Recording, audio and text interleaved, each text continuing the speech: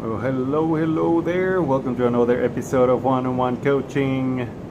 Today I'm taking a break from Think and Grow Rich and sharing a little bit of my thinking of what some people would say idealistic thinking when it comes to elections. I think when you're watching this video, it will be election day, presidential election day in Panama.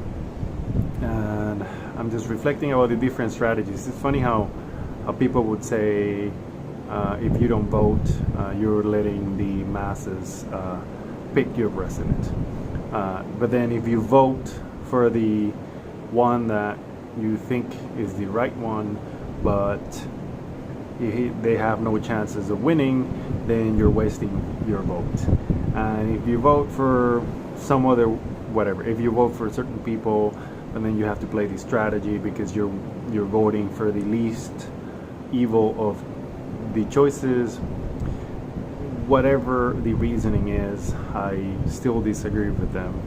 Not necessarily because there's a strategy of winning, but simply because when it comes down to it, in order for me to be truly at peace with my choices and my decisions, I rather vote for whoever I think is the best choice, not for me, but for the country, for the better of the whole population, for the better of the world, if you want to think about it that way.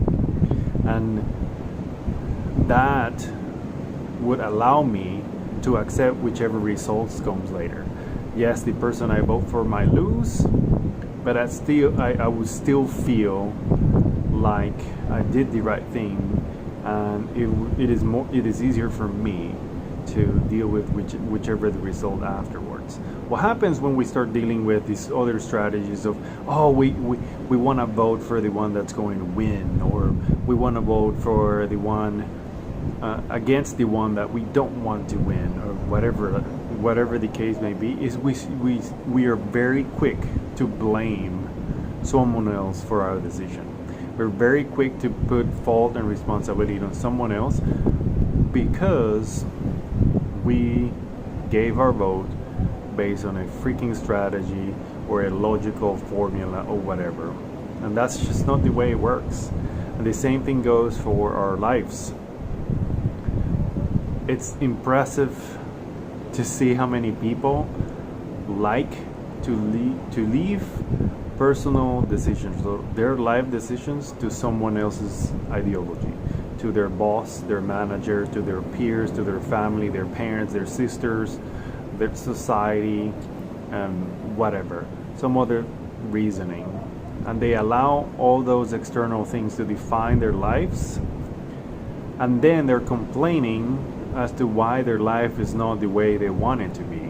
They're complaining about lack of fulfillment, they're complaining about lack of progress, they're complaining about not having motivation, they're complaining about failures all the time and lack of energy and all these other things. I've done it many times before, and today, right now, I'm struggling with my business simply because I haven't clearly define what is my path as opposed to what the best people out there say. I'm not saying I'm not gonna do those best practices. I'm simply saying I need to find my own way, because that way, whether I succeed or fail, I cannot blame someone else. It will be all because of my choices. It will be in harmony with my decisions.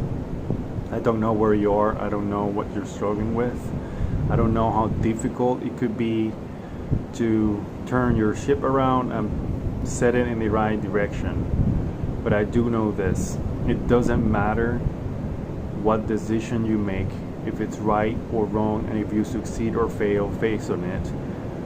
If that decision is a decision you take because someone else told you should, or because society told you should follow it and that was the best decision. Because at the end of the day, your instinct, your subconscious mind is going to keep reminding you that there was a different choice and there was a better choice, more in harmony with you, that you said no to, that you kept denying yourself of that decision, and somehow you feel something's lacking, you'll feel a gap, you'll feel something just went astray, and you're not gonna be satisfied. It doesn't really matter what it is. It doesn't matter if you have millions in the bank. It's just not gonna matter. So when it comes down to it, make decisions because you truly feel and think they're in harmony with where you want to go, and they're your decision. Yes, you can get feedback from other people, but don't make the decision because you feel obligated to follow someone else's advice, or because you don't want to make them feel bad because you ignore their opinion, and don't do it because of fear either. So stop doing and making decisions out of fear or obligation. Make decisions based on what you truly think is the right choice, and be ready to deal with the consequences, because most likely there are going to be mistakes, there are going to be failures, but at least you're the one calling the shots and not someone else. I'll see you on the next one. Have a good one. Bye.